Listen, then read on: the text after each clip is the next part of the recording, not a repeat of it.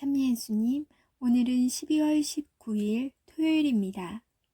독서와 복음 말씀 봉독하도록 하겠습니다. 성부와 성자와 성령의 이름으로 아멘. 제1 독서입니다. 판관기의 말씀입니다. 그 무렵 추하르 출신으로 단시족이 속한 사람이 하나 있었는데 그의 이름은 마노아였다. 그의 아내는 임신할 수 없는 몸이어서 자식을 낳지 못하였다. 그런데 주님의 천사가 그 여자에게서 나타나서 말하였다. 보라, 너는 임신할 수 없는 몸이어서 자식을 낳지 못하지만 이제 잉태하여 아들을 낳을 것이다. 그러니 앞으로 조심하여 포도주도 독주도 마시지 말고 부정한 것은 아무것도 먹지 마라. 내가 임신하여 아들을 낳을 것이기 때문이다. 그리고 아기의 머리에 면도칼을 대어서는 안 된다. 그 아이는 모태에서부터 이미 하느님께 바쳐진 나지르인이 될 것이다. 그가 이스라엘을 필리스티아인들의 손에서 구원해내기 시작할 것이다. 그러자 그 여자가 남편에게 가서 말하였다. 하느님의 사람이 나에게 오셨는데 그 모습이 하느님 천사의 모습 같아서 너무나 두려웠습니다. 그래서 나는 그분이 어디에서 오셨는지 묻지도 못하였고 그분도 당신 이름을 알려주지 않으셨습니다. 그런데 그분이 나에게 보라, 너는 잉태하여 아들을 낳을 것이다. 그러니 앞으로 포도주도 독주도 마시지 말고 부정한 것은 아무것도 먹지 마라. 그 아이는 모태에서부터 죽는 날까지 하느님께 바쳐진 나지르인이 될 것이다. 하고 말씀하셨습니다. 그 여자는 아들을 낳고 이름을 삼손이라 하였다. 아이는 자라나고 주님께서는 그에게 복을 내려주셨다. 그가 초르아와 에스타올 사이에 자리 잡은 단의 진영에 있을 때 주님의 영이 그를 움직이기 시작하였다. 주님의 말씀입니다. 하느님, 감사합니다. 복음 말씀입니다. 루카가 전한 거룩한 복음입니다. 유다 임금 헤로데 시대에 아비야조에 속한 사제로서 스가랴라는 사람이 있었다. 그의 아내는 아론의 자손으로서 이름은 엘리사벳이었다. 이 둘은 하느님 앞에서 의로운 이들로 주님의 모든 계명과 규정에 따라 흠 없이 살아가는 사람들이었다. 그런데 그들에게는 아이가 없었다. 엘리사벳이 아이를 못 낳는 여자였기 때문이다. 게다가 둘 다 나이가 많았다. 스가랴가 자기 조차례가 되어 하느님 앞에서 사제 직무를 수행할 때의 일이다. 사제직의 관례에 따라 제비를 뽑았는데 그가 주님의 성소에 들어가 분향하기로 결정되었다. 그가 분향하는 동안에 밖에서는 온 백성의 무리가 기도하고 있었다. 그때 주님의 천사가 스가랴에게 나타나 분향제단 오른쪽에 섰다. 스가랴는 그 모습을 보고 놀라 두려움에 사로잡혔다. 천사가 그에게 말하였다. 두려워하지 마라, 스가랴야. 너의 청혼이 받아들여졌다. 내 아내 엘리사벳이 너에게 아들을 낳아줄 터이니 그 이름을 요한이라 하여라. 너도 기뻐하고 즐거워할 터이지만 많은 이가 그의 출생을 기뻐할 것이다.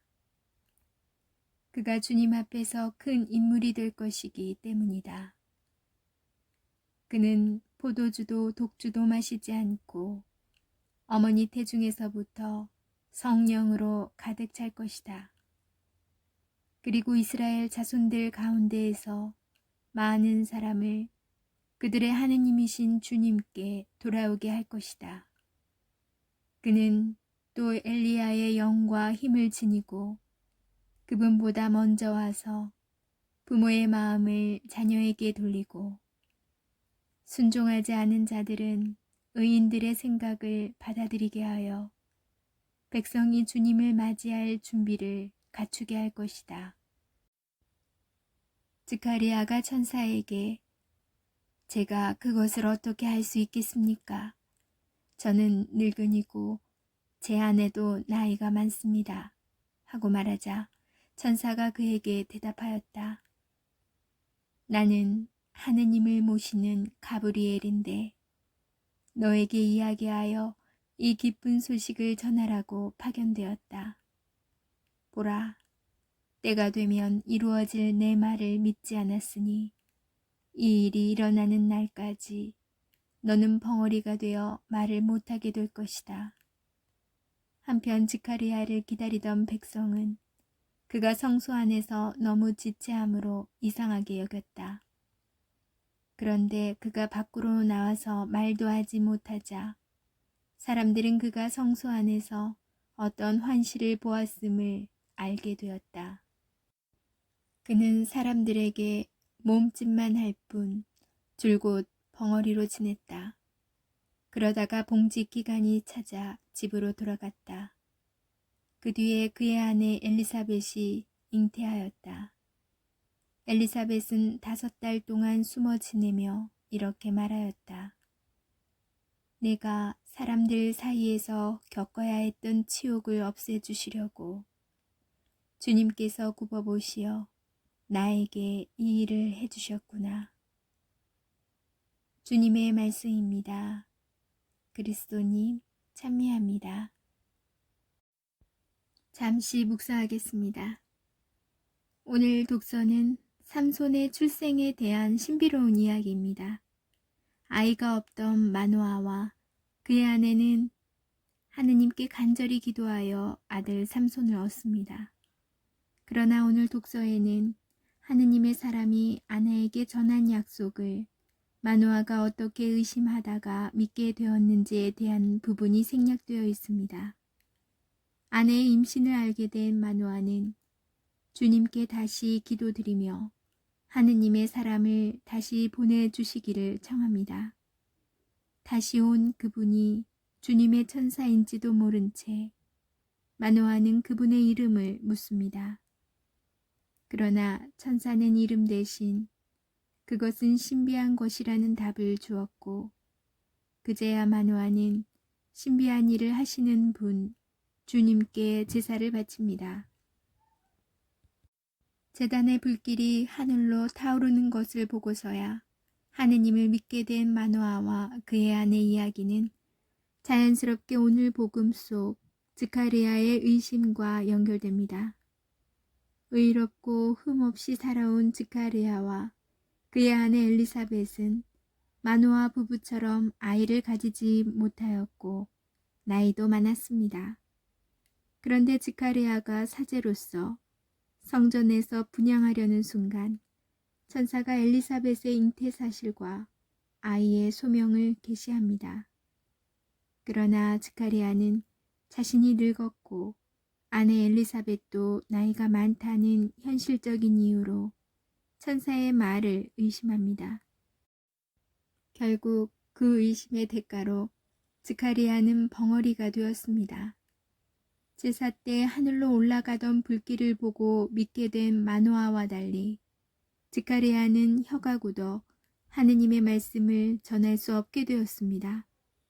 신비한 일을 하시는 주님께서 말씀하실 때 사람은 잠잠히 있어야 한다는 것을 주님 탄생을 앞두고 배웁니다.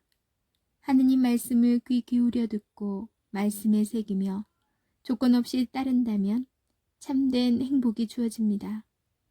행복하십니다. 주님께서 하신 말씀이 이루어지리라 믿으시는 분.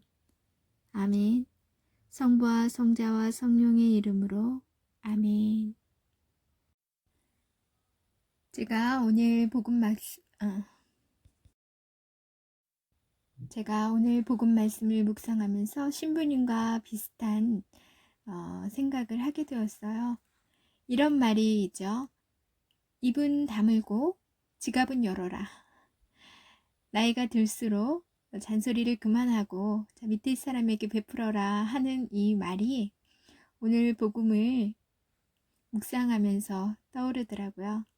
의심은 버리고 주님 말씀을 따라라.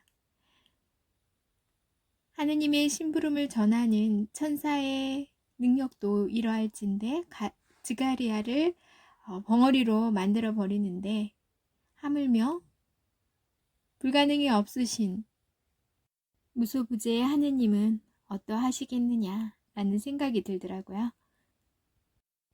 신부님께서 말씀해 주셨듯이 신비한 일을 하시는 주님께서 말씀하실 때 사람은 잠잠히 있어야 한다는 것을 성탄절을 앞두고 주님 탄생을 앞두고 또 하나 배웁니다. 날씨 추운데 건강 조심하시고요. 오늘도 하루 마무리 잘 하시기 바랍니다. 전 내일 다시 만날게요.